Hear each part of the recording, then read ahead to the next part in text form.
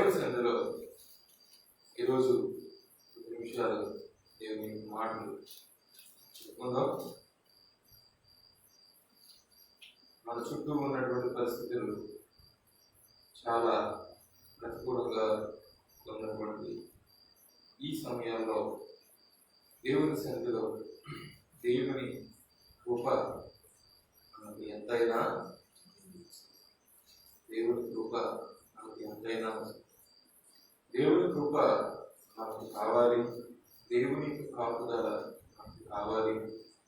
యేసుక్రీస్తు వారు ఒక మాట అన్నారు, భూలోకమంతా సంపాదించుకొని పూర్తి చేయాలి.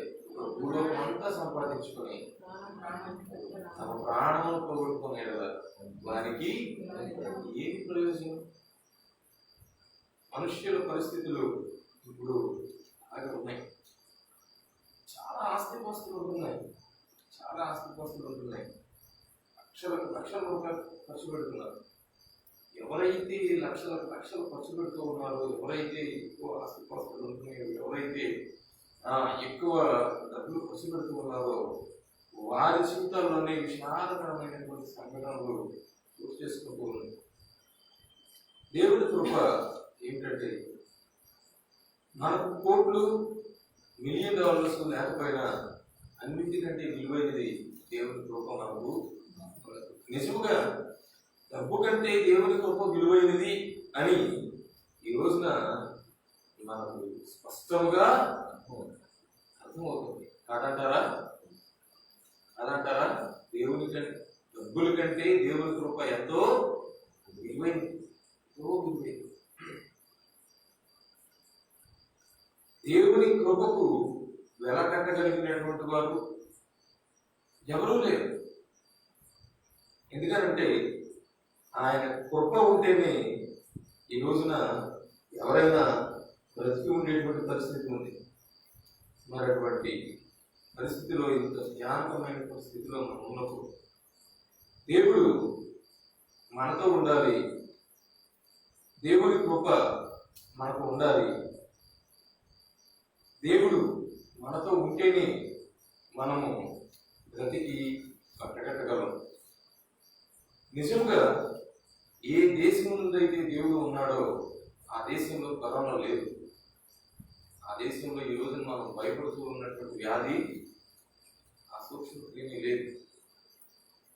ఖచ్చితంగా లేచి వాక్యానికి నిలబడిన తర్వాత అందరి ముఖాల వైపు చూసాము. ఎవరికైనా మాస్క్ లేకుండా ఉండేమో అని. దాదాపుగా ఎవరికి లేదు. ఎవరికి మాస్క్ లేకుండా లేదు ముఖం. అందరి ముఖాలు మాస్కులతో కప్పుబడే ఉన్నాయి. బయటకు వచ్చిన ప్రతిసారి మాస్క్ పెట్టుకుంటే ఎన్నో రకాలుగా ప్రభుత్వం వారు, డాక్టర్స్ చెప్తూ ఉన్నారు. కానీ ఈ దేవుని కలిగినటువంటి, ఈ దేవుని పేరు పెట్టుకుని బ్రతికినటువంటి, బానిసత్వంలో జనాంగముగా ఎదిగి స్వతంత్రులై ఒక దేశముగా అభివృద్ధి చెందినటువంటి ఈ దేవుని కృపను బట్టి, ఈ దేవుని పేరు చేత పిలువబడుచు ఉన్నటువంటి, ఈ దేవుని ప్రజలుగా పిలువబడుచు ఉన్నటువంటి ఇజ్రాయెల్ దేశంలో మాస్క్ పెట్టుకుంటే ఫైన్ వేస్తున్నారు, పెట్టుకోకపోతే కాదు. ఏంటంటే మాస్క్ పెట్టుకుంటే ఫైన్ వేస్తున్నారు. ఎందుకంటే లేదు, అక్కడ కరోనా అనేది సదేవు. ఆ దేశం మొత్తం మీద దేవుని కృప ఎంతో మెండుగా ఉన్నది. అందుకని అక్కడ ఈ వ్యాధి అనేది లేదు. మన దేశం మొత్తం మీద ఉండడానికి మనం కారణం కాకపోవచ్చు, కానీ మన చుట్టూ, మన కుటుంబాల చుట్టూ, మన కుటుంబ సభ్యులందరి చుట్టూ, మన గృహాల చుట్టూ దేవుని కృప ఉండాలి అంటే ఖచ్చితంగా దానికి బాధ్యులు మనమే. దేవుడు మనతో ఉండాలి, దేవుని కృప మనతో ఉండాలి. అంటే ఏమి చేస్తే దేవుని కృప మనతో ఉంటుంది, ఏమి చేస్తే దేవుని సన్నిధిలో మనము ఉన్నతమైనటువంటి దేవుని కృపను కలిగి ఉంటాము, వెనకట్టలేనటువంటి దేవుని కృప మన జీవితాల్లో ఉంటుంది అనేటువంటి విషయాన్ని ఈరోజు మనం నేర్చుకున్నాం. చూడండి, మార్కు శుభవార్త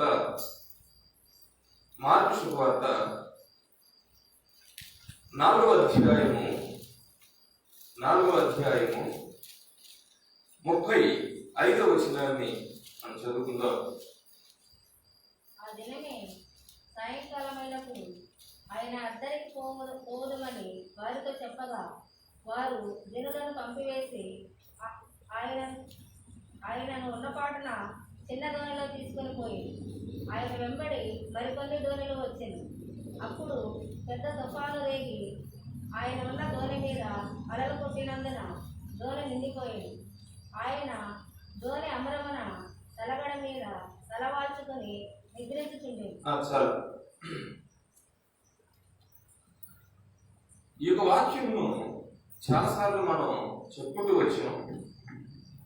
ఈ యొక్క మాటలు చాలాసార్లు మనం చెప్పుకుంటూ వచ్చాం.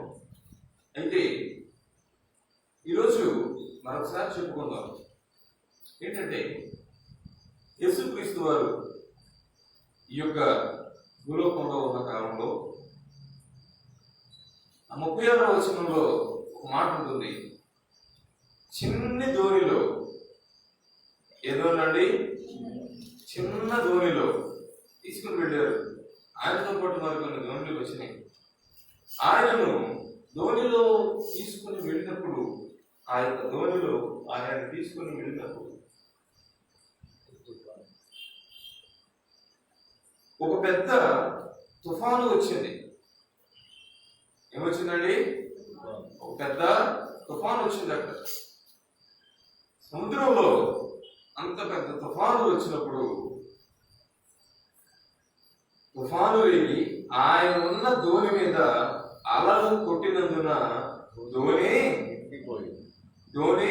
నిండిపోయింది. అసలే చిన్న దోణి, దానిలో 13 మంది ఉన్నారు. తుఫాను వచ్చి దోణి నిండిపోయింది. అయినా ఎవరైనా మునిగిపోయారా? ఎవరైనా చనిపోయారా?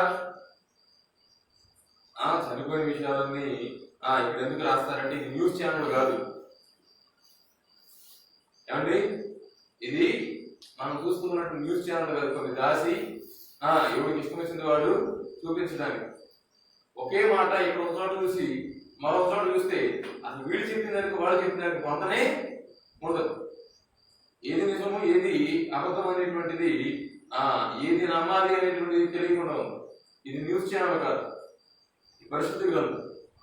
చిన్నదోడిలో యేసుక్రీస్తు వారి శిష్యులు 12 మంది, యేసుక్రీస్తు వారు మొత్తం 13 మంది ఉన్నారు. పడవ చాలా చిన్నది. అంత చిన్నదాని మీద పెద్ద తుఫాను వచ్చి అలలు కొట్టి ఆ యొక్క దోణి నిండిపోయింది. మునిగిపోయిందా చెప్పాలండి? దోణి మునిగిపోయిందా? మునగలేదు. ఎందుకని మునగలేదు? సరే, యేసుక్రీస్తు వారు లేచి తుఫాను గద్దించారు. వాస్తవానికి ఆయన దోణి అమరము మీద తలగడ మీద తలవాల్చుకొని నిద్రించుచూ ఉన్నాడు. యేసుక్రీస్తు వారు లేపారు. అయ్యా, మేము వారాన్ని లేపి బాధపడా మేము నశించిపోతున్నాము అని యేసుక్రీస్తు వారు లేపారు. యేసుక్రీస్తు వారు లేచిన తర్వాత తుఫాను లేదు. ఆయన లేవక ముందు తుఫాను ఉంది. చాలా జాగ్రత్తగా గమనించండి. ఆయన లేచిన తర్వాత తుఫాను లేదు. ఆయన లేవక ముందు తుఫాను ఉంది. మనకు కనిపిస్తున్నటువంటి విషయం అది. కానీ తుఫాను ఉన్నప్పుడు, తుఫాను లేనప్పుడు అందరూ సురక్షితంగా ఎలా ఉన్నారు? తుఫాను ఉన్నప్పుడు కూడా అందరూ సురక్షితంగానే ఉన్నారు. తుఫాను అనేది సముద్రం మీద లేచినప్పుడు అంతటి మీద లేస్తుంది, అన్నింటి మీద అలలు పడతాయి. అలలు అనేవి సహజంగా అందరి మీద వర్షం అనేది పడుతుంది. కానీ ఈ యొక్క ధోని ఒక్కదాని గురించి ఎందుకు చెప్పారంటే, ఈ ధోనిలో ఎవరున్నారు? యేసుక్రీస్తు వారు ఉన్నారు. ఇది రాస్తూ ఉంది యేసుక్రీస్తు వారి గురించి కనుక ఈ ఒక్క ధోని గురించి చెప్పారు.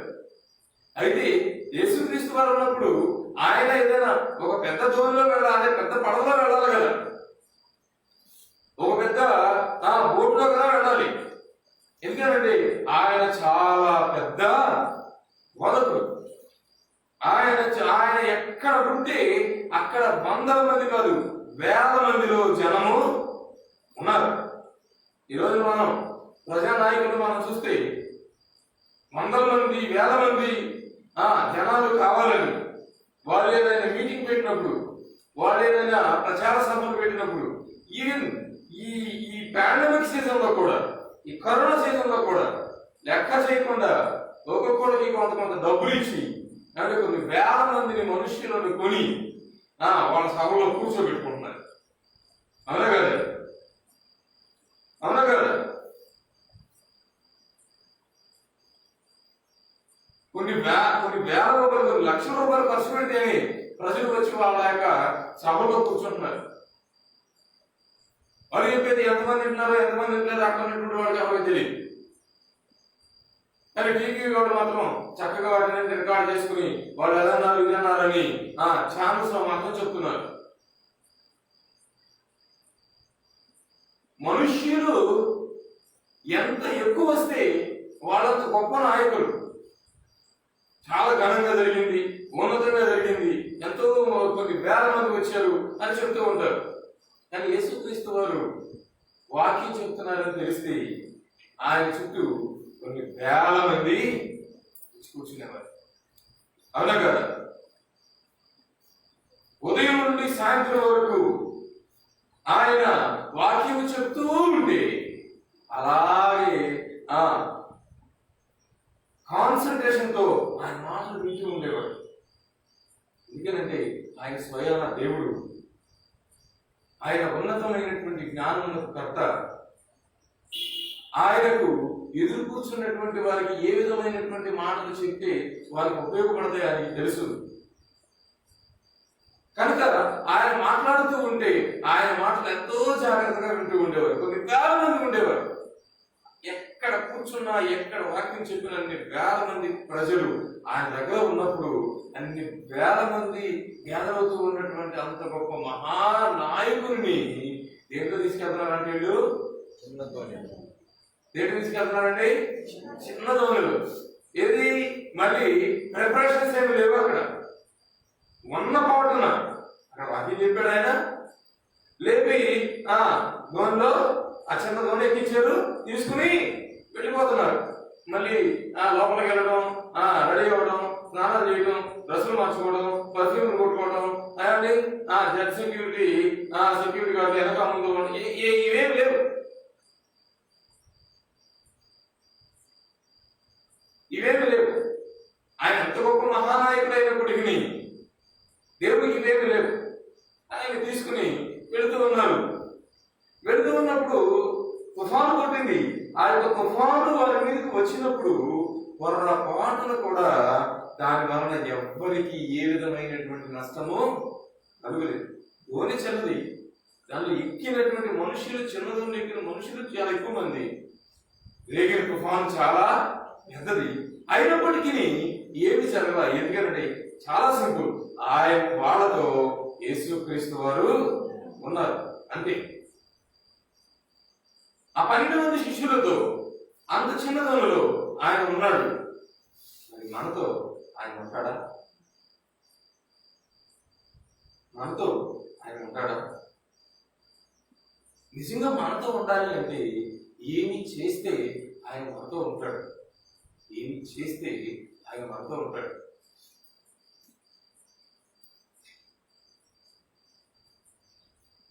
నిజంగా మనతో ఏంటి, అందరితో ఉన్నాడు అంటే నాకు ఒకటే, ఎవరితోనైతే యేసుక్రీస్తు వారు ఉంటాడో వారికి ఆయన కాపుదల ఉంటుంది. ఎవరితోనైతే ఆ యేసుక్రీస్తు వారి యొక్క సన్నిధి తోడుగా ఉంటుందో వారికి ఆయన కృప తోడుగా ఉంటుంది. అయితే యేసుక్రీస్తు వారు బయట వాళ్ళతో మనకు అనవసరం. ఆయన మనతో ఉంటే మన సురక్షితంగా ఉంటాం.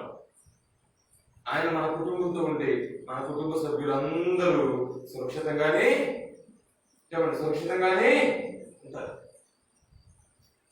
ఆయన మనతో లేకపోతే ఎన్ని రకాల జాగ్రత్తలు తీసుకున్నా ఆ దేవుని కృప అనేటువంటి ఆ కాపుదల లేకపోతే మనలను కాపాడడం, రక్షించడం అనేది ఎవరి వలన కాదు. ఆయన మనతో ఉండాలి. ఆయన మనతో ఉండాలంటే మనం ఏమి చేయాలి? శ్వాస పెట్టడం అసలు సమస్య లేదు. నేను అసలు పెట్టుకోను, ఖచ్చితంగా పెట్టుకోవాలి. ఆయన మనతో ఉండాలి అంటే మనము ఏమి చేయాలి? చూడండి, యోహాను శుభవార్త 15వ అధ్యాయము, యోహాను శుభవార్త 15వ అధ్యాయము 4వ వచనం.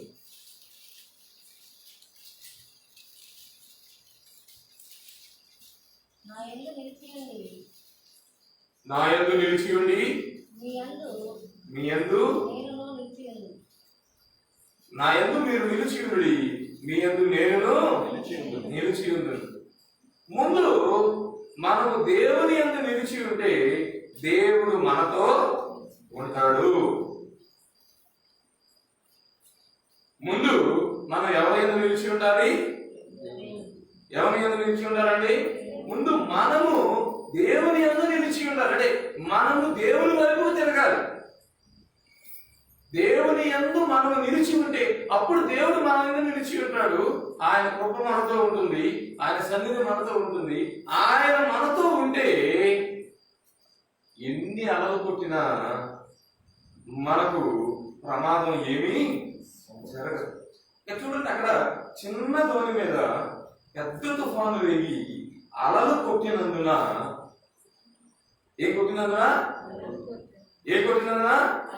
అది అండర్లైన్ చేసుకోవాల్సిన మాట అన్నమాట. అలలు కొట్టినందున కొట్టినందునండి, అలలు దాదాపు 1 సంవత్సరం క్రితం ఒక అల వచ్చింది.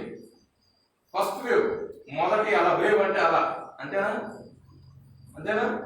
వేవ్ అంటే అలనా? మొదటి అల పర్లేదు, అందరికి పెద్ద విషయం ఏమీ అనిపించలేదు, భయపడ్డారు, అంత ఇదిగా అనిపించలేదు. ఇప్పుడు ఎన్నో అలా? ఇది ఎన్నో అలండి? 2వ అల. మొదటి అలకు 2వ అలకు సంవత్సరం తేడా ఉంది, అంతేనా? అలలు కొట్టినాయా దోని మీద? కొట్టినా లేదా? మార్కు సువార్త 4వ అధ్యాయం 37వ వచనం. ఆయన ఉన్న దోని మీద అలలు కొట్టినందున దోని నిండిపోయింది. ఈ 2వ అల కొట్టినప్పుడు ఈ లోకం అనేటువంటి దోని, ఈ లోకం అనేటువంటి దోని మన చుట్టూ ఉన్నటువంటి ప్రజలు, మన చుట్టూ ఉన్నటువంటి ప్రాంతములు భయానకమైనటువంటి పరిస్థితుల్లో వెళ్ళిపోతూ ఉన్నాయి. అలాగే చెప్పాలంటే జీవము లేనటువంటి మృత శరీరములతో నిండిపోతూ ఉన్నాయి ఈ 2వ అలకి. 3వ అల ఆల్రెడీ స్టార్ట్ అయినా, అది ఇక్కడ మన దగ్గరికి రాదా? ఎక్కడో శ్రీలంకలో స్టార్ట్ అయింది 4 రోజుల క్రితం. ఈ రోజు కొత్తగా మార్నింగ్ వార్తలు వింటూ ఉంటే వెస్ట్ బెంగాల్ వచ్చేసింది. వెస్ట్ బెంగాల్ నుంచి బయలుదేరింది. మొదటి అల కంటే 2వ అల 70% పవర్ఫుల్ గా ఉంటాయి. 2వ అల కంటే 3వ అల అంతే పర్సంటేజ్ పవర్ఫుల్ గా ఉన్నాయి. ఇప్పటికీ రోదన ఆకాశాన్ని నిన్నడుతూ ఉంటే మరి ఆ 3వ అల పరిస్థితి ఎలా ఉంటుంది? ఇటువంటి అలలు ఒకదాని వెంట ఒకటి కొడుతూ ఉన్నప్పుడు ఎన్ని అలలు కొట్టినా, ధోని ఏ విధంగా నిండిపోయినా, మనకంటూ ఏ విధమైనటువంటి ప్రమాదం ఉండకూడదు అంటే మనతో ఎవరుండాలి? చెప్పాలండి, మనతో ఎవరుండాలి? ఆయన ఒక్కడు తప్ప రక్షించగలిగినటువంటి వాళ్ళు మరొకరు ఎవ్వరు ఆయన మాత్రమే దిక్కు. అంత ఖచ్చితంగా ఎలా చెప్తున్నారు? మీరేదో బోధిస్తున్నారు, వాక్యం చెప్తున్నారు, ఆయన మాత్రమే దిక్కు అని అంత ఖచ్చితంగా ఎలా చెప్తున్నారంటే, ఒకటి నేను నమ్మిన సిద్ధాంతం, అది నా దేవుడి పట్ల నేను ఉంచిన నమ్మకం. నేను ఉంచాను కనుక మిమ్మల్ని నమ్మని చెప్పడం లేదు. ఈ రోజున ప్రస్తుత పరిస్థితుల్లో ఖచ్చితమైనటువంటి సాక్ష్యము ఇజ్రాయెల్ దేశం. ఏ దేశం అండి? ఈ దేవుణ్ణి కలిగి ఉన్నటువంటి ఆ దేశంలో ఎక్కడా ఏ అలా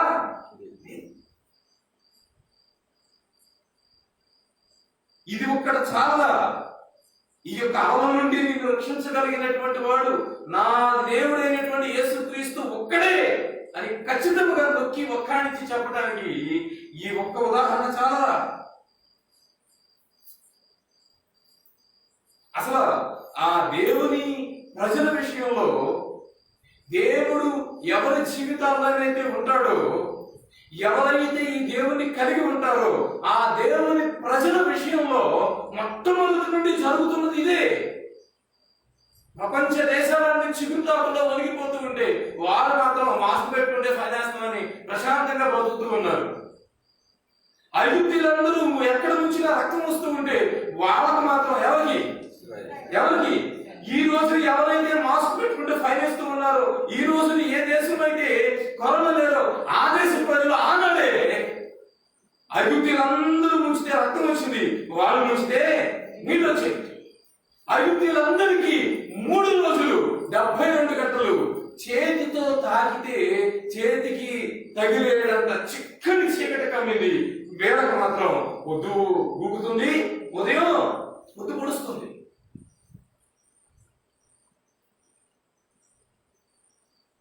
ఏ ప్రజలైతే ఈ రోజున దేవుని ప్రజలు అని పిలువబడుతూ ఉన్నారో అదే ప్రజలు వాళ్ళ పశువులన్నింటినీ మిడతలు తినేస్తూ వాళ్ళ ఎడల్లో మిడతలు నాశనం చేస్తూ ఉండే వీళ్ళ జీవితాల్లో మాత్రం ఏ మిడత లేదు. రాజుగారి పడగదిలో కూడా కప్పలు తిరుగుతూ ఉంటే వీళ్ళ ఏళ్ల వైపు కూడా కప్పలు రాలేదు. అక్కడే ఉన్నారండి, ఆ దేశంలోనే ఉన్నారు. అవునా కాదా? అవునా కదా? ఈ రోజున అదే ఇశ్రాయేలీయులు వాడు చేసినటువంటి పనులు, వాడు జీవించినటువంటి విధానము, వాడు కట్టినటువంటి పిరమిడ్స్ ఇవన్నిటిని మనం చూస్తే దేవునిని కలిగి ఉన్నటువంటి ప్రజలు ఎంత సురక్షితంగా ఉంటారనేటువంటిది మన కళ్ళకి కట్టినట్టుగా అర్థం పట్టినట్లుగా దేవుడు తెలియజేస్తూ ఉన్నాడు. అదే దేవుడు ఈ భూలోకానికి వచ్చినప్పుడు ధోని చిన్నది, దానిలో ఇక్కడ మనుష్యులు ఎంతమంది? 13 మంది, 12 మంది శిష్యులు, యేసుక్రీస్తు వారు, అందరూ పురుషులే. రేగిన తుఫాను చాలా పెద్దది, దాన్ని వచ్చినటువంటి అలలు చాలా పెద్దవి. అలల చేత ధోని మొత్తం నిండిపోయింది. కానీ ఒక్కడికి కూడా ఏ విధమైన ప్రమాదం, ఎందుకనంటే అక్కడ యేసుక్రీస్తు వారు ఉన్నారు. దేవునికి స్తోత్రాలు. హల్లెలూయా, హల్లెలూయా, హల్లెలూయా. అక్కడ ఉన్నారండి, యేసుక్రీస్తు వారు ఉన్నారు. ఆ యేసుక్రీస్తు వారే నీ జీవితంలో, నీ కుటుంబంలో నీతో పాటు ఉండాలంటే ఆయన మాట చెప్తూ ఉన్నాడు, మొదట నీవు నా యందు ఉండు, అప్పుడు నేను నీ యందు ఉంటాను. ఎక్కడ ఉన్నాడండి యేసుక్రీస్తు వారు? తెలిస్తే మనం వెళ్ళి ఆయన దగ్గర ఉంటాం. అందుకనండి మనం వెళ్ళి ఆయన దగ్గర ఉంటాం. అప్పుడు ఆయన మన దగ్గర వచ్చి మనతో ఉంటాడు. ఎక్కడున్నాడు? ఎక్కడున్నాడండి? ఎక్కడున్నాడో తెలుసా? అదే అధ్యాయము, అదే యోహాను శుభవార్త 15వ అధ్యాయము 10వ వచనం చదవండి. యేసుక్రీస్తు వారు చెప్తున్నారు, నేను నా తండ్రి ఆజ్ఞలు గైకొని ఆయన ప్రేమ యందు నిలిచి ఉన్న ప్రకారము మీరును నా ఆజ్ఞలు గైకొనిన ఎడల నా ప్రేమ యందు నిలిచియుందురు. దేవునికి స్తోత్రాలు. హల్లెలూయా, హల్లెలూయా, హల్లెలూయా.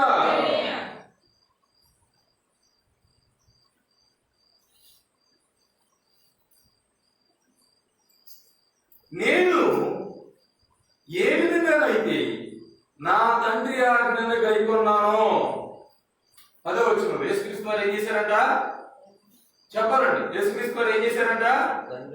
తండ్రి ఆజ్ఞను ఆయన గైకొన్నాడు. ఏం చేశాడు గైకొని? ఆయన ప్రేమ యందు ఇక్కడ కాదండి, అసలు మనం మామూలుగా చెప్పుకుందాం. తండ్రి ఆజ్ఞ గైకొన్నాడంటే ఏ విధంగా గైకొన్నాడు? ఆ గైకొన్నట్టుగా మనకు ఎట్లా తెలుసు? అసలు ఏం చేశాడు?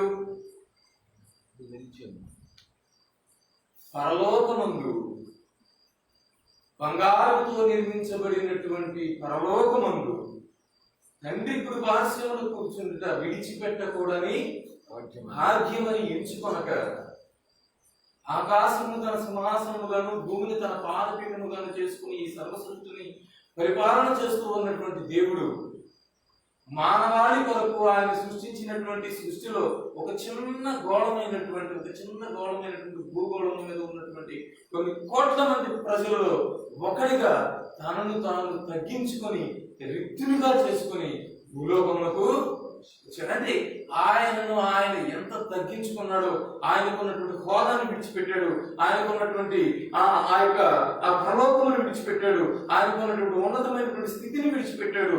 అన్నింటినీ విడిచిపెట్టి ఆయన భూలోకానికి ఆయన తండ్రి ఆజ్ఞ గైకొన్నాడు. అంటే ఏం గైకొన్నాడు? గైకొని ఆయన ఏమి చేశాడు? ఆయన తండ్రి ఆజ్ఞ గైకొన్న ప్రకారం మీరు నా ఆజ్ఞలను, ఆ మాట చూడండి, నేను నా తండ్రి ఆజ్ఞలు గైకొన్నట్లుగా గైకొని ఆయన ప్రేమ యందు నిలిచి ఉన్న ప్రకారము మీరును నా ఆజ్ఞలు గైకొనిన ఎడల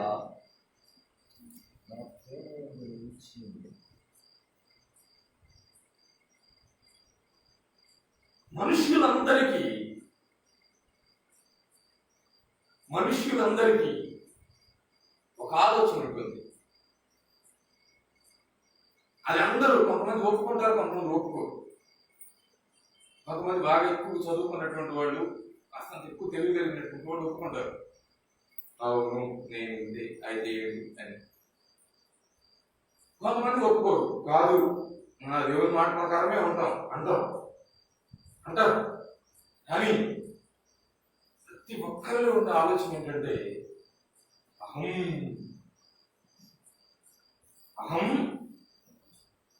అహం నా అహమే నా దేవుడు. చాలా సింపుల్. నా అహమే నా దేవుడు. అది చెప్పినట్టుగా నేను వింటాను. అవసరమైతే మనం రాదు అసలు, ఎందుకంటే మనం కాదు కదా. ఏమండి, అవసరమైతే చచ్చిపోతాను. కానీ ఇగో అహమును మాత్రం నేను విడిచిపెట్టాను. ఎందుకనంటే నా అహమే నా దేవుడు, నా అహము చెప్పినట్లుగా నేను వింటాను. కానీ దేవుడు చెప్తుంది ఏంటంటే నీ అహం చెప్పినట్లుగా నువ్వు వింటే నేను నీతో ఉండను, నీ అహమే ఉంటుంది. నువ్వు ఎవరు మాట వింటావో వాళ్ళే నీతో ఉంటారు. నీ అహం చెప్పినట్లుగా నువ్వు వింటే నీ అహమే నీతో ఉంటుంది. నీ అహం నీ ప్రాణమును కాపాడలేదు.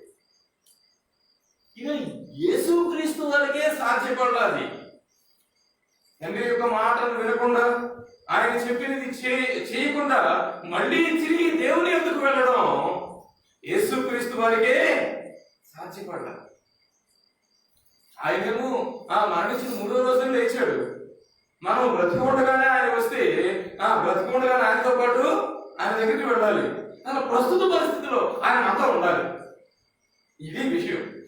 ప్రస్తుత పరిస్థితిలో ఏం చేయాలి? ఆయన మనతో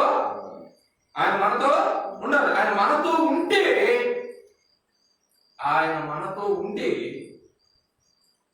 మన యొద్దకు ఏ విధమైనటువంటి కీడు రాదు.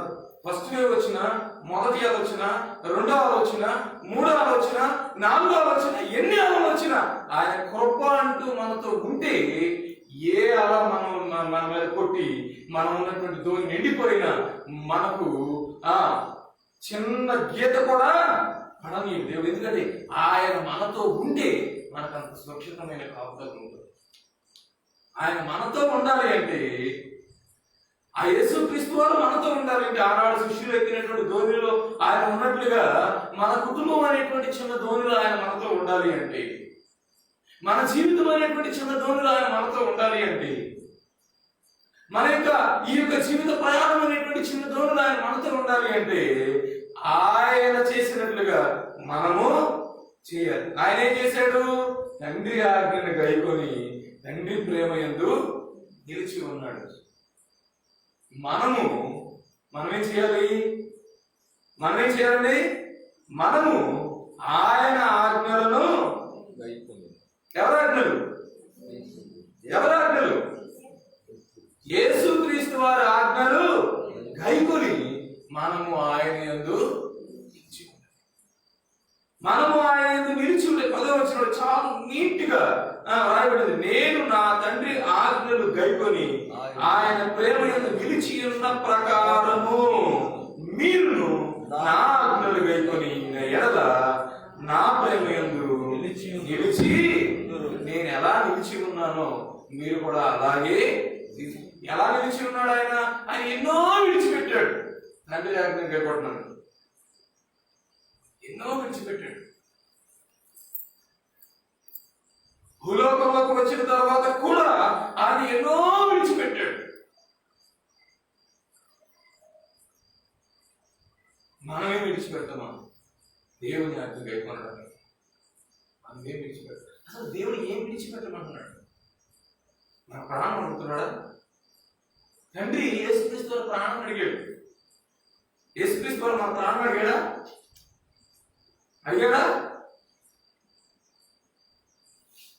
ఆయన అడుగుతూ ఉంది ఏంటంటే, నా మాటకు మీరు లోబడండి. నా మాటకు మీరు లోబడండి. ఏం చెప్తూ ఉన్నాడు ఆయన? ఉదయాన్నే లేచేవండి, లేవగానే యేసుక్రీస్తు వారు మాట వినాలి. యేసుక్రీస్తు వారు మాట వినాలంటే ఏం చేయాలి? మనం లేవగానే ప్రాక్టికల్ గా మన జీవితంలో మనం పాటించే విధముగా, అనుసరించే విధంగా చెప్పుకుందాం. ప్రాక్టికల్ గా ఉదయాన్నే లేచామండి, నిద్ర నుంచి దేవుడు మనకు దినాన్ని ఇచ్చాడు, మనకి అద్భుతమైనటువంటి మనకు రోజు ఇచ్చాడు. ఏం చేయాలి? ఏం చేయాలి? ఎంతమంది మోకరిస్తున్నారు? నీళ్ళు చేతులు ఏమైపోయినాయి? సరే, ఎత్తుకుపోయినా పర్లా, మోకరిస్తే మంచిది. మరి మోకరించడం వారి పరిస్థితి ఏంటి? చేతులు ఎత్తినే మోకరించినట్టు, ఎత్తకపోతే మోకరించినట్టు కాదు. మోకరిస్తే దేవుడు చూస్తున్నాడు, మంచిది. మరి మోకరించకుండా లేచి బయటకు వచ్చేటువంటి వాళ్ళ పరిస్థితి ఏంటి?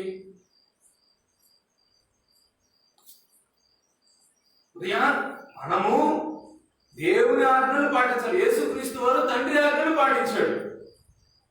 యేసుక్రీస్తు వారు ఆ భూమిలో ఉన్నాడు కనుకని అలలు ఎన్ని కొట్టినా, ఒకలా కొట్టింది, రెండోలా కొట్టింది, మూడోలా కొట్టింది, ధోని నిండిపోయింది.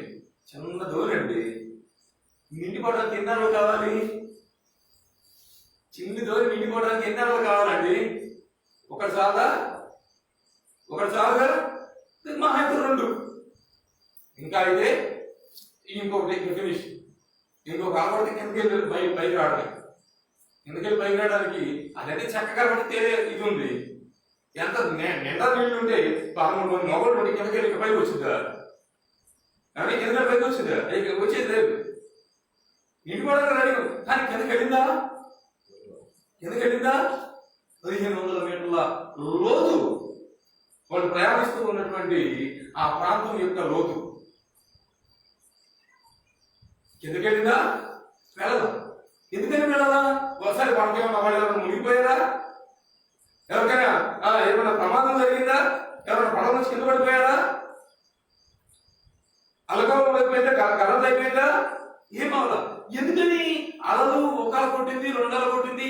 వాళ్ళ యొక్క జీవితం అంతా విషాదంతో, కంగారుతో, భయముతో, అసమాధానంతో, అశాంతితో, దుఃఖముతో, వేదనతో, మరణ భయముతో నిండిపోయినప్పటికీ వారి జీవితాల్లో ఏ ప్రమాదం ఎందుకు జరగలేదు? యేసుక్రీస్తు వారు వారితో ఉన్నాడు కదా. ఆ యేసుక్రీస్తు వారు మనతో ఉంటే మనకు కూడా ఏ ప్రమాదము జరగదు. మనకు కూడా ఏ ప్రమాదము జరగదు అని ఎలా తెలుస్తున్నప్పుడు బైబిల్ చెప్తుంది.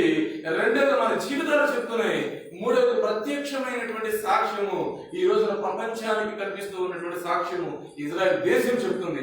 ఆయన ఉంటే ఏ అవార్డు ఏమీ చేయలేదు. మరి ఆయన మనతో ఉండాలంటే మనం ఏమి చేయాలంటే ఆయన చెప్తున్నాడు, నేను నా తండ్రి ఆజ్ఞను పాటించి ఆయన ప్రేమ మీద నిలిచి ఉన్న ప్రకారం అంటే నేను నా తండ్రి మాట విన్నట్లుగా మీరు నా మాట వినండి. ఉదయాన్నే లేచాం, దేవుని మాట వినాలి. లేవగానే మనం దేవుని మాట వినేవాళ్ళం అయితే మనం చేయాల్సిన పని ఏంటండి?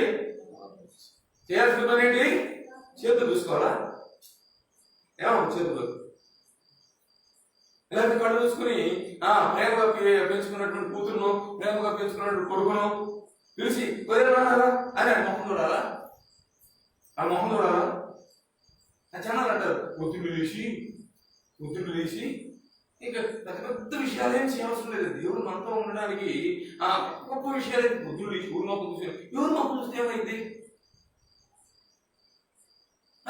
జనాలు కొంతమంది ఇల్లు పిల్లిదులు వచ్చిందంట. ఎందుకు వచ్చింది?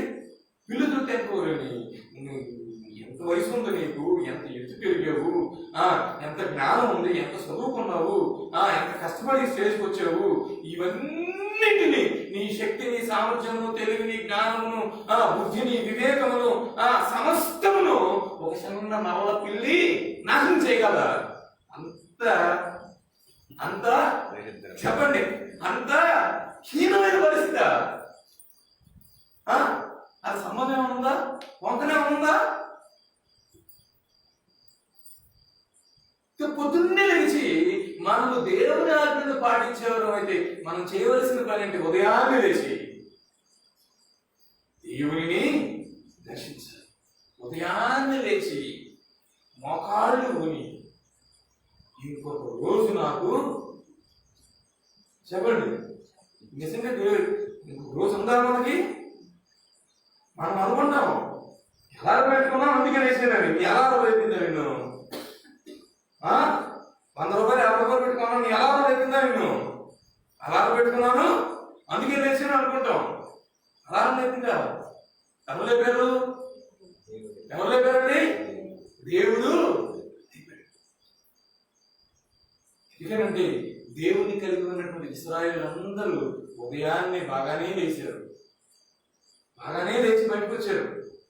కానీ ఎవరు లేవలేదు? ఐగుప్తీయుల్లో ఉన్నటువంటి మొట్టమొదటి పుట్టినటువంటి జ్యేష్ఠ కుమారులు, వారి జంతువుల్లో మొట్టమొదటి పుట్టినటువంటి జ్యేష్ఠము ఎవరు లేవలేదు. ఉదయాన్నే లేవడం అనేది దేవుడు మనకి ఇచ్చినటువంటి గొప్ప కృప. మనం దేవుని మాట వినేటట్లయితే ఉదయాన్నే లేవగానే ఏం చేయాలి? ఒకరించి చెప్పాలి, ఇంకొక రోజు నాకు ఇచ్చావు, నీకు ప్రతి విషయంలో దేవుని నీవు జ్ఞాపకం చేసుకోవాలి. ప్రతి విషయంలో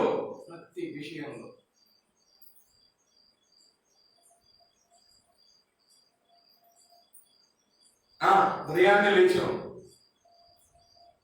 హలో సతీమణియో ఎవరో చక్కగా మంచిగా టీయో కాఫీయో పెట్టారు, తీసుకొచ్చారు, తాగాము. టిఫిన్ చేసేటప్పుడు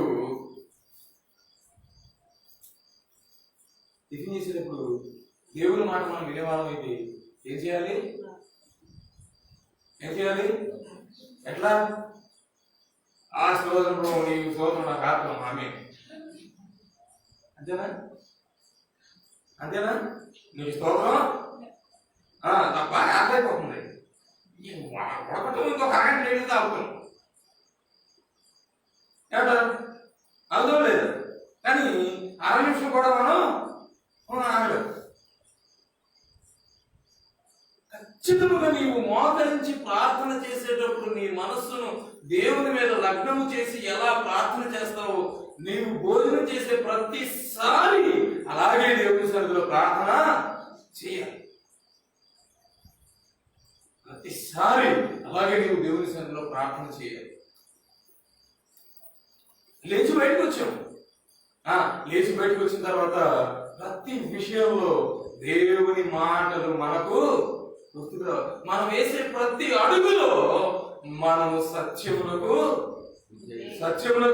విధేయులుగా లోబడాలి. ఆయన ఎన్నో ఆజ్ఞలు ఇచ్చాడు మనకి, ఆదివారం అయితే పరిశుద్ధంగా ఆచరించాలి. పని దినం అయితే ఆ యొక్క పనికి నువ్వు వెళ్ళేటప్పుడు నీ పొరుగు వారిని నీవలే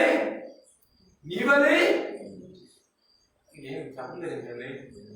నీ పొరుగు వారిని నీవలే ప్రేమించాలి.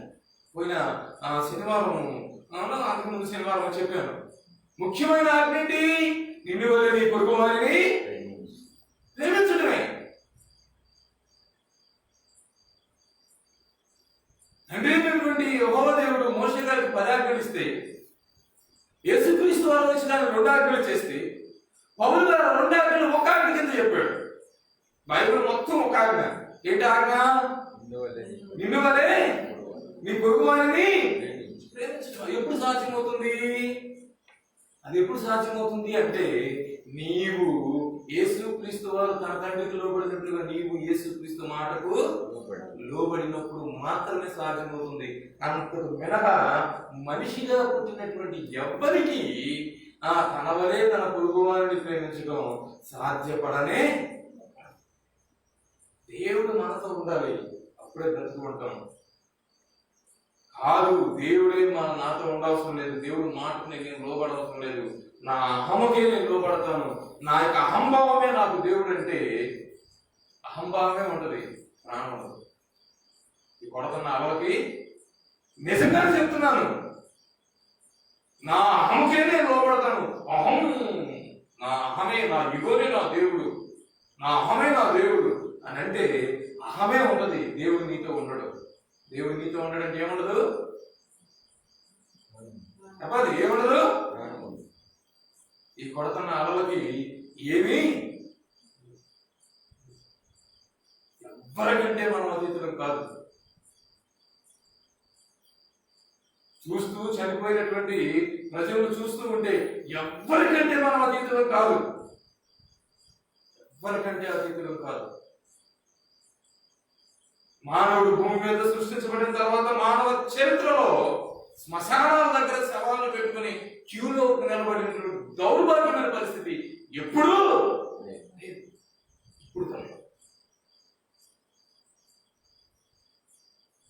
ఇటువంటి దారుణమైనటువంటి అలా ఒకదాని మీద ఒకటి నీ మీద కొడుతూ ఉన్నప్పుడు నీవు బ్రతికి ఉండాలి అంటే నీ అహమును కాక నీ తండ్రి అయినటువంటి యేసుక్రీస్తుని నీవు దేవునిగా నమ్మితేనే. దేవునిగా నమ్మడం అంటే నీ అహములకు కాక నీ దేవుడైన యేసుక్రీస్తుకు మొదటి పీఠం వేస్తేనే, ఆయన మాట వింటేనే ఆయన ఉంటాడు నీతో. లేకపోతే నీ అహమే ఉంటుంది. నీ అహము ఉంటే నీకు నీ ప్రాణము ఉండదు. నాకేమైంది, ఏమవ్వదు అనుకుంటున్నాం మనం, ఏమవ్వదు అని అనుకుంటున్నాం.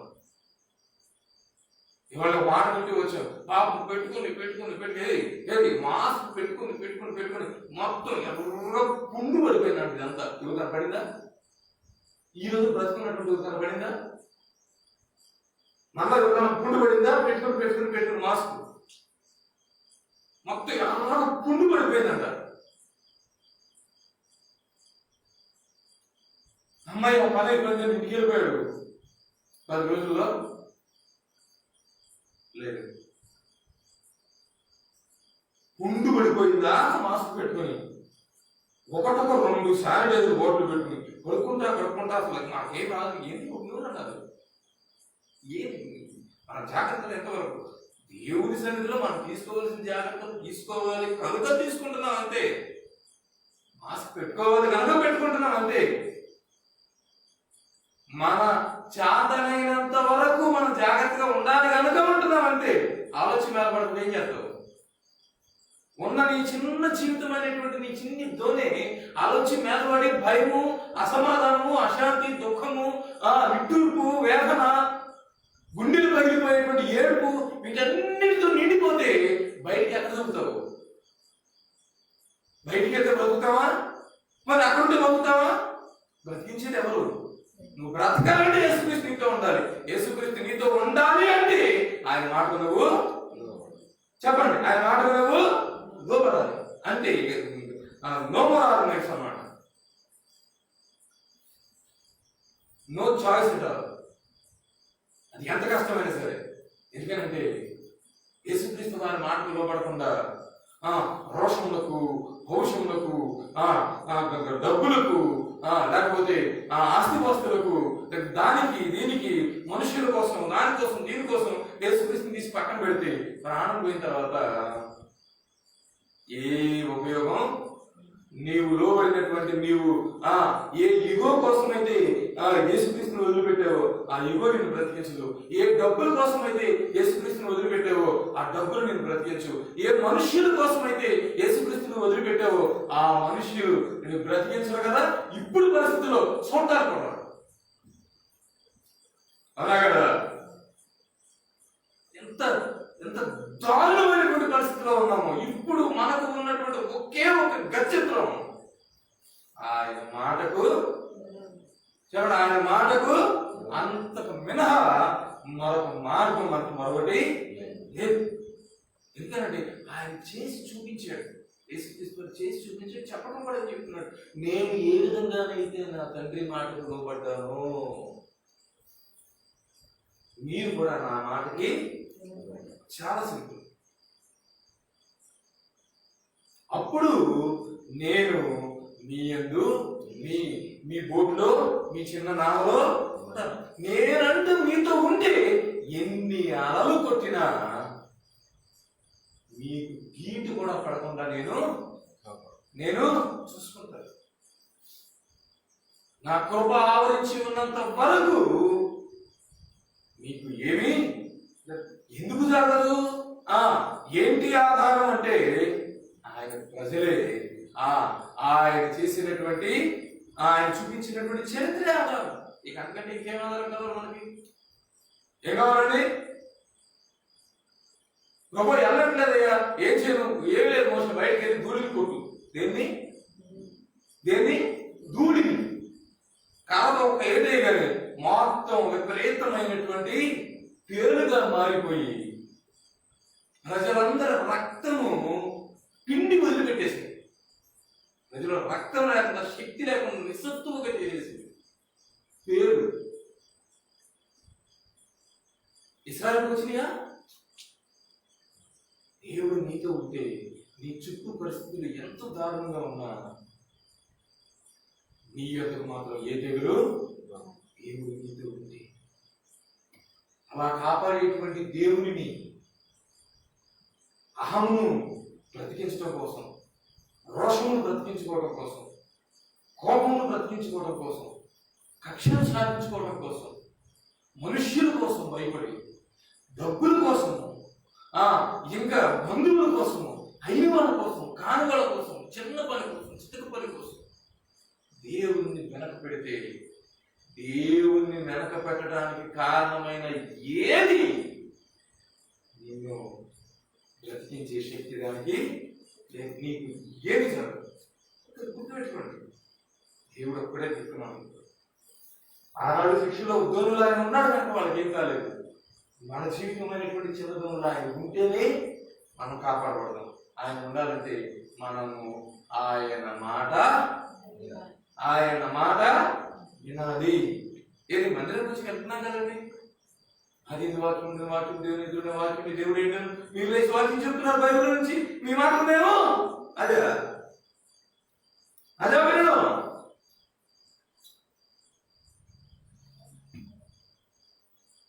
విన్నటువంటి దానిని క్రియల రూపంలో మనం చూపించినప్పుడే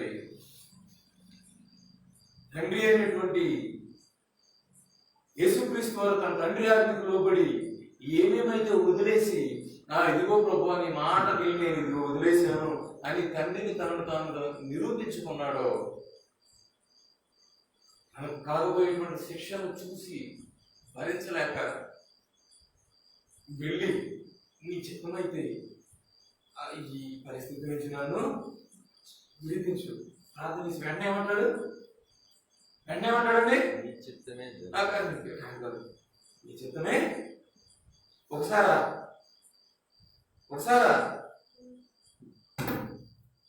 కాదు ఎన్నిసార్లు? ముమ్మారు. ఒకసారి అంటే మనం అనుకుంటాం చాలా తేలికని. దేవుడే మానవుడి దగ్గరికి వచ్చిన దేవుడికే తేలిక కాలేదు. ఈజీగా అవలా ఏంటి? తండ్రి మాట వినడం, మనకు కూడా ఈజీగా ఉండదు, ఖచ్చితంగా ఉండదు. కష్టంగా ఉన్న ప్రాణం అయితే నిలబడింది. అని మీకు అర్థమవుతుందా? కష్టంగా ఉన్న ప్రాణం అయితే నిలబడుతుంది. బ్రతికైతే ఉంటాం, చంపేడు దేవుడు. కష్టంగా ఉన్న ఆ కష్టమైనటువంటి మాటకు మనం లోబడి ఉంటే దేవుడు ఖచ్చితంగా ఆయన మనతో ఉంటాడు. ఏ అలా మనల్ని ఏమీ చేయలేదు. వింటున్నాం కదంటే వింటమంటే విని వదిలేయటం కాదు. యేసుక్రీస్తు వారికి కష్టమైంది, అది ఈజీ అని నేను చెప్పటం లేదు. మానవ మాత్రులకి అది ఈజీ అని నేను చెప్పటం లేదు. ఈజీ కాదు, కష్టమే. కానీ అసాధ్యం మాత్రం కాదు. ఏం కాదు చెప్పండి, ఏం కాదు? అసాధ్యం మాత్రం కాదు. విశ్వాసం ఉంచయ్యా, దేవుడు నీ కొడుకుని బతికిస్తాడు.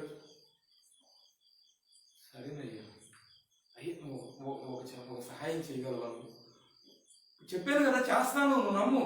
అదేనయ్యా, ఇంకొక సహాయం కావాలి. నీ కొడుకుని బ్రతికిస్తానయ్యా, నమ్ముతానయ్యా, కానీ ఒక సహాయం కావాలి. ఇంకేం కావాలయ్యా? అపనమ్మకం కలగకుండా అది కూడా దేవుడిని అడగాలి. ఏమడగాలి? కష్టమే అయినా నా కష్టంలో నుండి కష్టముగా నీ మాట వినడానికి నువ్వు నా చెయ్యి పట్టుకుంటేని ఆ కష్టమును నేను చెప్పండి, ఆ కష్టమును నేను అధిగమించగలుగుతాను. యేసుక్రీస్తు వారు సిలువ వేయబడి సిలువకు కొట్టబడి ఆయన ప్రాణము పోవడానికి కొన్ని నిమిషాల ముందు వరకు దేవుడు ఆయన చేతిని పట్టుకునే ఉన్నాడు. ఫ్యాన్ లేకుండా నిద్ర అవుతుందంటండి. నేనే అన్నాం అప్పుడు ఫ్యాన్ లేపేయండి. ఫ్యాన్ లేపేయమంటే ఈ పాస్ గారు మరి అసలే మూతికి ముసుగులు వేసుకుని గాలానికి చచ్చిపోతుంటే ఆ ఫ్యాన్ లాగమంటారని నేను అనలేదు. దేవుడు విన్నట్టున్నాడు ఆ మాట. ఎవరు విన్నారండి? దేవుడు విన్నట్టున్నాడు. ఆలోచించారు, మంచిది. దేవుని సన్నిధిలో యేసుక్రీస్తు వారు సిలువకు కొట్టబడి ఆకాశమునకు భూమికి మధ్య వేలాడేంత వరకు దేవుడు ఆయన చేతిని పట్టుకునే ఉన్నాడు. అవునా కాదా? పౌలు గారు చెప్తూ ఉంటాడు, మనందరి పాపము కొరకు పాపం ఎరుగని ఆయనను దేవుడు ఎలా చేశాడు?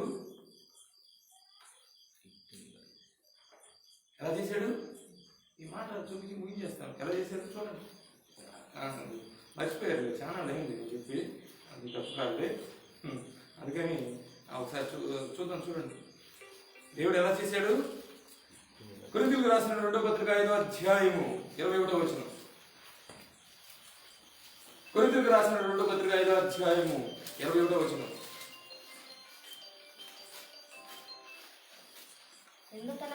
ఎందుకనగా మనం ఆయన యందు దేవుని నీతి అగునట్లు పాపమెరుగని ఆయనను మన కోసము దేనిగా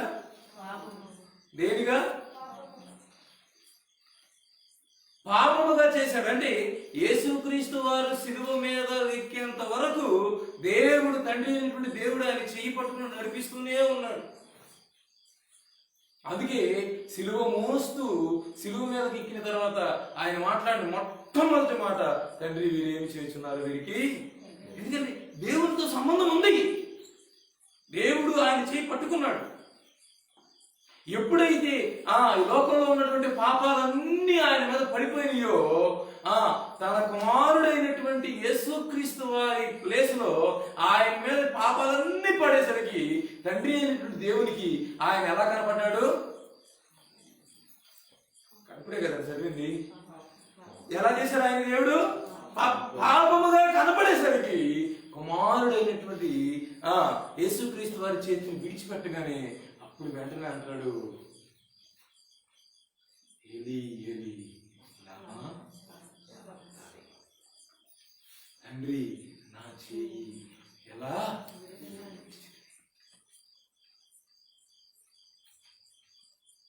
నీవు దేవుని మాట వినడం, దేవునికి లోబడటం తేలిక కాదు. అందుకే యేసుక్రీస్తు వారు అన్నారు, ఎవ్వడి సిలువ వాడు మోసుకోవాలి. ఏం చేయాలి? సిలువ మోయటం తేలిక అనుకున్నారా? సిలువ మోయటం తేలిక అనుకున్నారా? యేసుక్రీస్తు వారి బరువు 62 కిలోలు అంట. ఎన్ని కిలోలు? ఇంకా తిండి ఎక్కడ తెచ్చింది? రాత్రి నిద్ర ఎక్కడ తెచ్చింది? ఓకే, ఇంత బాగా కండ్లు పెంచి బరువు పెరగడానికి ఆయనకి ఏముంది? ఒక పూట తింటే ఒక పూట ఉండదు. 3.5 సంవత్సరాలు దొరికింది ఒకే గౌను, ఒకే అంగి. రాత్రి అంతా ప్రార్థన చేసుకునేవాడు, పగలంతా మరి మార్గం కాటువాడు, ఏదైనా మొదపెట్టి తినేవాడు. ఎవరైనా పరిచయంలో సంఖ్యలో ఎవరైనా పిలిచి మొదపెట్టి తింటుంటే పక్కన ఏడుపు, తిండిపోతాడు. ఏడు పెడతానంటే ఎక్కడికి వెళ్తే అక్కడికి వెళ్ళి ఏడుపు. తిండి ఎక్కడ తిన్నాడు ఆయన? 62 కిలోలు, 33.5 సంవత్సరాల వయసు, 62 కిలోలు. ఆయన మీద పెట్టినటువంటి సిలువ 155 కిలోలు. తేలికేం కాదు. పోనీ 155 కిలోలు సిలువ వేసుకుని బాగా మంచి సాఫ్ట్గా ఉన్న రోడ్డు మీద వెళ్ళాడు ఆయన? సిమెంట్ రోడ్డు మీద వెళ్ళాడా? ఆయన నెత్తి మీద పెట్టినటువంటి ముళ్ళు 7 అంగుళాలు అయితే ఆయన కాళ్ళలో పుచ్చుకున్నటువంటి ముళ్ళు 4 అంగుళాల ముళ్ళు ఆయన కాళ్ళలో దిగబండి. అంత భయానకమైనటువంటి ముళ్ళల నుండి ఆయన నడిపిస్తూ ఉన్నాడు చెప్పులు లేకుండా. అంత బరువైనటువంటి సిలువ నెత్తి మీద పెట్టి, సిలువ పట్టిన తేలికేం కాదు. కానీ ఆయన ఎందుకు మోయగలిగాడు అంటే తండ్రి ఆయన చేపట్టుకున్నాడు. మనం కూడా మోయగలం. ఎప్పుడంటే దేవుడు మన చేతిని అయ్యా నేను వింటాను, నేను నమ్ముతాను, కానీ నాకు ఒక సహాయం చేయి. ఏంటి? అపనమ్మకం కలగకుండా నా చెయ్యి నువ్వు. దేవుని మాట వినడం మానవ మాత్రం వల్ల కాదు. మానవ మాతృని వల్ల దేవుని యొక్క సిలువను ఎవరి సిలువను మోసుకుంటూ ముందుకు వెళ్ళడం సాధ్యమైనటువంటి విషయం. కానీ దేవుని కృప అంటూ, దేవుడు అంటూ నీ చెయ్యి పట్టుకుంటే ఖచ్చితంగా నీవు నీ సిలువను మోసుకోగలవు. దేవుని మాట వినడం అంటే సిలువ వేయడమే. దేవుని మాట వినడం అంటే అవునా కదా? ఎవడి సిలువను వాడు ఎత్తుకొని నన్ను వెంబడించాలంటే ఖచ్చితంగా వాడి సిలువ వాడు భుజం మీద ఉండాల్సిందే. భుజం మీద సిలువ ఉంటేనే దేవుని వెంట పెడుతున్నట్టు. సిలువ లేకపోతే మన అహం వెంట పెడుతున్నట్టు. సిలువ లేకపోతే డబ్బులు వెంట పెడుతున్నట్టు. సిలువ లేకపోతే మనుష్యుల వెంట పెడుతున్నట్టు. సిలువ లేకపోతే మన రోషము, పౌరుషం వెంట పెడుతున్నట్టు. సిలువ లేకపోతే ఇంకా ఎన్నో ఒకటారు దేవుని మనలను దేవుని నుండి విడదీసేవి ఎన్నో. కానీ దేవుని మాటకు లోబడి మన సిలువను మనం ఎత్తుకొని నడవాలి అంటే దేవుని సెలవు ప్రతిరోజు ఉదయాన్నే లేవగానే మనము బ్రతికించే నీకు వందనాలయ్యా అని ప్రార్థన చేసుకుని రెండవ ప్రార్థన మనం చేయాల్సింది ఏంటంటే ఈ దినమంతా నేను నిన్ను వెంబడించాలి, నేను నీ మాటకు లోబడాలంటే నా చెయ్యి నువ్వు చెప్పండి, నా చెయ్యి నువ్వు లేకపోతే నా వలన చాలా సింపుల్. ఆ ప్రార్థన చేసుకుని నీవు ఈ లోకంలో ప్రవేశిస్తే దేవుడు నీకున్న అహమును, నీకున్న కోపమును, నీకున్న అడ్డంకులను, నీకున్న అభ్యంతరాలను, నీకున్నటువంటి సమస్తమైనటువంటి దేవుని నుండి నిన్ను దూరం చేస్తూ ఉన్నటువంటి సమస్తమైన కార్యాలన్నింటినీ ఒక్కొక్కటిగా తీసివేస్తూ అగాధ లోయలను సమాంతరము చేస్తూ పర్వతాలను సమభూములుగా చేస్తూ ఆయన నీకు మార్గమై నిన్ను ఆయన దగ్గరకి నడిపిస్తాడు. అందుకే అన్నాడు నేనే దేవునికి స్తోత్రాలు. హల్లెలూయా హల్లెలూయా. ఎప్పుడంటే ఉదయం లేచిన దగ్గర నుండి నేను దేవుని మాటకు లోబడాలి, ఆయన నాతో ఉండాలి. ఒక రోజు బతికాను అమ్మయ్యా, ఇంకొక రోజు వేసాను, ఈ రోజంతా కూడా బ్రతుకుండాలంటే ఆయన నాతో ఉండాలి. ఆయన నాతో ఉండాలంటే నేను ఆయన మాట వినాలి. నేను ఆయన మాట వినాలంటే ఆయన నా చెయ్యి పట్టుకుంటేనే నేను ఆయన మాట వింటాను. నేను ఆయన మాట వింటేనే ఆయన నాతో ఉంటాడు. ఆయన నాతో ఉంటేనే నేను మరొక రోజు బ్రతికి ఉండగలుగుతాను. కనుక దేవుని సన్నిధిలో దేవుడు మనతో ఉండడానికి, దేవుడు మన యుద్ధ నుండి విధేయతను, లోబడి స్వభావమును కోరుకుంటున్నాడు. కనుక ప్రతిరోజు దేవుని యొక్క సహాయం అర్జించుచు దేవుని మాటకు లోబడుచు ఆయనకి ఇష్టలుగా ఆయనకు నమ్మకస్తులుగా బ్రతుకుచు మన జీవితం అనేటువంటి చిన్ని ధోనిలో ఆయన కలిగి మనం ప్రయాణం చేద్దాం. ఆయన కృపలో ఈ యొక్క జీవిత యాత్రను కొనసాగించు ఆయన రాజ్యం కొరకు మనం సిద్ధపరచుకుందాం. దేవుడి ఈ కొద్ది మాటలు మనందరినీ ఇక్కడ దీవించును గాక. ఆమేన్. ప్రార్థన చేసుకుందాం.